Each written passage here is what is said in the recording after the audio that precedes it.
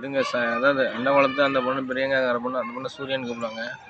அவங்க சிவன் சிவன்னு பண்ணுறது அக்கிரமம் கொஞ்சம் நஞ்சம் கிடையாது. இவங்க பார்த்தோம்னாக்கா மினி ஆண்டவர், காளி, அம்மன், இந்த சோளம்பட்டி பொண்ணு 2 குரூப்பும் மாற்றி மாற்றி சீரழிச்சுக்கிட்டு அடுத்தவங்கள வாழ விடாமல் என்னையும் வாழ விடாமல் இதே மாதிரி பண்ணுறது தான் பெரிய ஓத்திரியமாக இருக்கும். வெறும் ஆன்மீக பித்தளம் பார்த்தோம்னா கடுப்பாயிரும். அவளுக்கு சிவன் பேரை சொல்லிக்கிட்டு அவளுக்கு அநியாய அக்கிரமம் பண்ணுறாளுங்க. இவளுக்கு காளி பேரை சொல்லிக்கிட்டோம், மினி வகைன்னு சொல்கிறாங்களா, மினி ஆண்டவர், இதெல்லாம் சொல்லிக்கிட்டு இவளுக்கு பித்தளை. ஆனால் 2 குரூப்பும் ஒரே குரூப்பு தான், 2 பேருமே கூட்டாளிங்க தான், 2ம் எங்கள் அம்மா வழியில் சொந்தக்காரங்க தான்.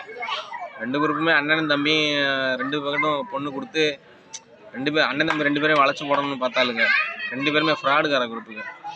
2 பேருமே நாங்கள் அழிஞ்சு போயிருப்போம். ஏதோ இன்னைக்கு